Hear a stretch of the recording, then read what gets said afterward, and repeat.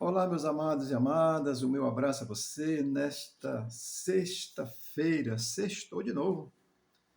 O tempo está passando rápido, mas a Bíblia já diz isso, que nos finais dos tempos eles seriam abreviados. Essa correria aí, o tempo passa que a gente nem vê. Mas vamos lá, tem uma palavra de Deus para te abençoar hoje.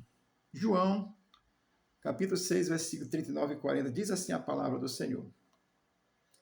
E a vontade de quem me enviou é esta, que nenhum eu perca de todos os que me deu. Pelo contrário, eu o ressuscitarei no último dia. De fato, a vontade de meu Pai é que todo homem que vira o Filho e nele crê, tenha a vida eterna, e eu o ressuscitarei no último dia. O capítulo 6 de João, do 1 ao 15, é a multiplicação dos peixes e pães. Do 16 ao 21, Jesus anda por sobre o mar. Do 22 ao 40 é a multiplicação dos pães, que vai estar dentro do nosso assunto hoje, tá certo? Do 41 em diante ele é o grande mandamento, e Jesus vai estar falando sobre essas coisas graciosas, tá certo? E para que a gente seja abençoado aí pela palavra do Senhor. Amém? Eu quero aqui aprender com você nesse texto, trazer para nós aquilo que a Bíblia nos ensina a respeito da eternidade com ou sem Deus. Pastor, isso é importante, eu quero ganhar dinheiro, eu também. E dinheiro é muito bom, agora não te leva para o céu. Te dá status, mas às vezes te leva até para a cadeia, dependendo de como você estiver usando, honesto ou desonestamente, tá certo? Vamos aqui à palavra de Deus. E a vontade de quem me enviou é esta. É Jesus falando, porque ele está discursando para os religiosos. É sempre assim, gente. A religião nega Deus, a religião nega Cristo, a religião inventa tudo, inventa milhões de coisas. Sempre foi assim. Então, ele está discussando, e a vontade de quem me enviou é esta. Quem enviou foi Deus. E qual é a vontade daquele que enviou? A vontade é que Jesus veio cumprir uma missão na terra, veio salvar a humanidade. O versículo anterior do 6:8, do 6:38 diz assim: Pois desci dos céus não para fazer a minha vontade, mas para fazer a vontade daquele que me enviou. Pronto. Amém? Então é Deus, o Deus Pai, manda o Deus Filho. Explicar a Trindade eu já fiz um pouco aqui, depois posso fazer de novo. Mas o Deus Pai envia o Deus Filho porque não tinha ninguém com capacidade, com qualificação. Somente Deus revelado em Jesus Cristo, que é Deus. Então, a vontade daquele que me enviou. Aí vem assim, que nenhum eu perca de todos os que me deu. Isso é muito interessante, certo? Olha, a fé em Deus é uma dádiva dada por Deus. Que você deseje, Senhor, me dá fé. Peça fé a Deus. Mas não é fé nisso ou naquilo, não. Isso aí é enganação, é mentira, é embuste, é enrolação, é religião, é comercialização do nome de Jesus. É tudo que você queira pensar, menos fé em Deus. Porque que nenhum eu perca de todos que me deste. Então Deus chama o ser humano em Cristo Jesus para uma redenção do ser humano com Deus, através de Jesus, e ele diz, nenhum eu perca. Ou seja, essa expressão ela significa que aqueles que vêm a Cristo, o que é vir a Cristo? É vir pela fé, entender que você é um pecador, entender que você não tem a sua salvação, você não pode comprar com o seu ouro, com a sua prata, com o seu dinheiro, com a sua fama, entender que você precisa se arrepender e crer em Cristo. É vir a Cristo, é isso. E ele vai dizer que nenhum eu perca de todos aqueles que o Senhor me deu. Então, é Deus que lhe leva a Cristo. Você precisa crer. Não perca, essa responsabilidade é com Jesus. Agora você precisa ir a Cristo. Ah, Jesus ama a todos. Glória a Deus, é verdade. Isso na soberania de Deus, na condição soberana, plena de Deus, ele ama a todos, porque Deus é incapaz de não amar. Por isso é que o cristão ama até os inimigos, tá certo? Porque entendemos a verdade de Deus. Então, não se iluda com esse amor, porque Deus ama, mas Deus é justiça, é bondade, é fidelidade, é tudo isso. São os atributos de Deus, são iguais. O amor não é maior do que o outro, são iguais.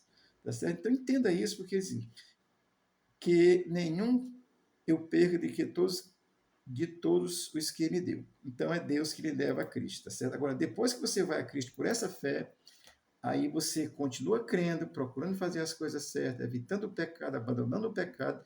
Não dá para vir a Cristo e continuar com a mesma algazarra de antes, não, meu filho. Com a mesma esculhambação, com a mesma orgia, com a mesma traição, com a mesma mentira, com a mesma. Não, não dá. Quem vem a Cristo, Cristo muda a sua vida. Porque Deus lhe traz e ele lhe dá uma compreensão nova, você nasce de novo, e aí isso é interessante. Jesus diz: nenhum eu perca.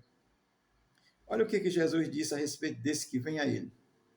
João 10, 27, 28, 29 e 30 diz assim: as minhas ovelhas ouvem a minha voz, e eu as conheço e elas me seguem. Eu lhes dou a vida eterna e elas jamais perecerão. Ninguém as arrebatará da minha mão. Que coisa linda, né? 29. Meu Pai que as deu para mim é maior do que todos. Ninguém as pode arrancar da mão de meu Pai. Ele vai dizer no 30. Eu e o Pai somos um. Ou seja, Jesus disse: eu sou Deus. Das minhas mãos, aquele que vem às minhas mãos, crendo em mim, aceitando a mim como seu Senhor e Salvador, ninguém tira das minhas mãos, porque eu sou Deus. Isso é o que Cristo está dizendo. Ele te fecha na mão, isso é uma simbologia, tá certo? E ninguém tira, porque é Deus, é o Todo-Poderoso. Você precisa entender isso, meu querido. Aí vamos aqui. Pelo contrário, eu ressuscitarei no último dia. O versículo 39 termina dizendo assim: eu ressuscitarei no último dia. Olha, a promessa da ressurreição é um fato nas Escrituras, tá certo? O exemplo de Lázaro ressuscitado é um protótipo da ressurreição da eternidade, porque Lázaro depois morre fisicamente. Mas deixa eu dizer para você, pelo contrário, eu restarei no último dia. Isso é garantia. Amém? Sabe o que é uma garantia? É garantia. Não perde. Se foi a Cristo, pastor, e se fizer isso e aquilo? Aí você precisa criar vergonha na cara e ser um crente correto e se arrepender dos seus pecados quando cometer. Porque quando acontece algo comigo, eu choro amargamente nos pés de Deus, pedindo perdão a Deus e me esforço para não pecar. Isso é vida com Jesus, tá certo? Pelo contrário, eu ressuscitarei no último dia. Essa promessa da ressurreição é um fato verdadeiro, bíblico, na Bíblia, na palavra de Deus para os seres humanos. Aqueles que nasceram na antiguidade, que estão nascendo hoje, que nasceu hoje, que estão nascendo hoje e que nascerão no futuro até Jesus voltar, têm uma eternidade com ou sem Deus.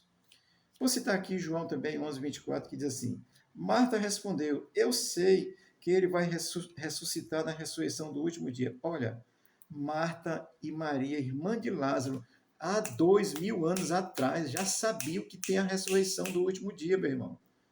E você vai entrar na onda desses caras que estão negando a Cristo, negando a cruz de Cristo, dizendo que não tem ressurreição. Isso é ensino de demônio, de Satanás, de gente que nega a Bíblia, que apostatou da fé. A Bíblia é a palavra de Deus. Então, olha, Marta, irmã de Lázaro, porque ela disse, Jesus disse que vai ressuscitar Lázaro, ela disse: eu sei que ele vai ressuscitar na ressurreição do último dia. Olha, há 2000 anos atrás, Marta já sabia que haveria uma ressurreição no último dia. O último dia é o dia do Senhor, quando ele vem à terra para ressuscitar os que morreram crendo para a vida eterna e, posteriormente, ressuscitar os que morreram sem crer para a condenação eterna. Para explicar isso é muita coisa, mas isso é verdade, a Bíblia está certa. Marta e Maria, no primeiro século, já sabiam dessa verdade.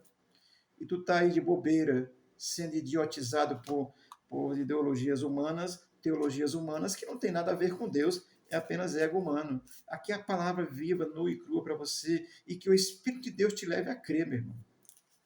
Porque se não crê em Cristo, como dizia um amigo meu, é caixão e vela preta.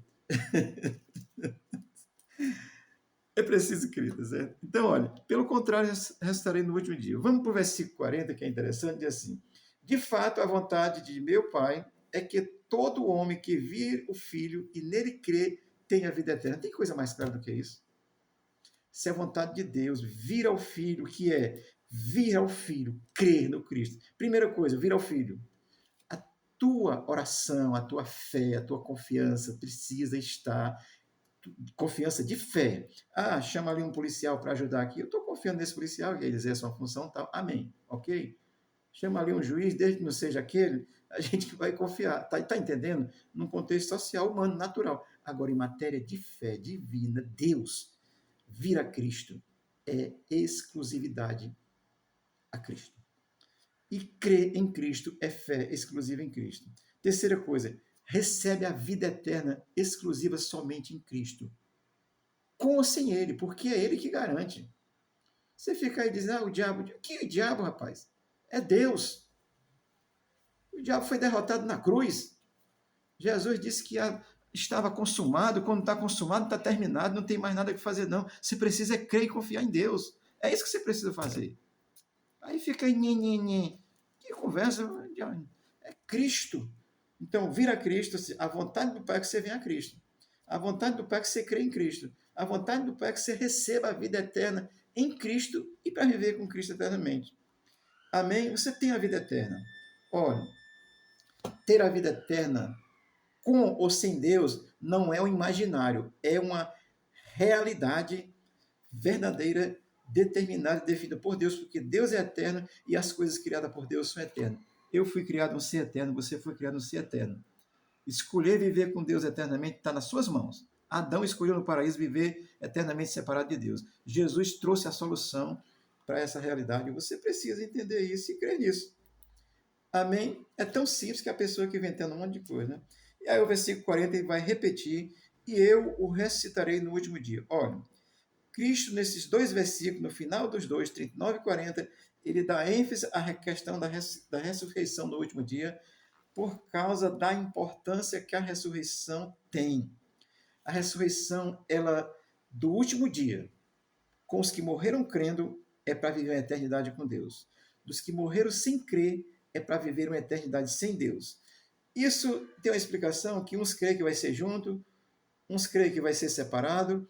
Eu vou depois explicar como é que eu entendo e como é que eu creio, mas o fato é que ninguém nega que haverá uma ressurreição em um dia determinado por Deus, que ele chama de último dia, que é o dia da manifestação da vinda de Cristo à Terra. Eu expliquei isso aqui para você também. Deixa eu dizer uma coisa que eu quero contextualizar e atualizar. Existe a teologia Queen. Para explicar isso aqui, é 50 anos de estudos, porque é coisa grande, é teólogos de primeira linha que falam disso aqui. Mas a teologia Queen, ela nega Deus, ela nega Jesus. Vou dizer assim, só bem superficial. Você sabe o que é isso? Nem sabe, né? Aí fica, às vezes, sendo enganado, iludido por essas coisas. Segundo eles, eles querem ressignificar a Bíblia. O que é ressignificar a Bíblia? É escrever a Bíblia, dizer que ela está ultrapassada, dizer que ela é contra a família, dizer que a Bíblia é homofóbica, dizer que a Bíblia Deus é um Deus carrasco, dizer que Deus é esse Deus que julga todo mundo e tal. Eles querem ressignificar a Bíblia, ou seja, escrever segundo a sua vontade, não de acordo com o que Deus quer. Porque não querem obedecer a Deus. E o princípio com Deus é a obediência.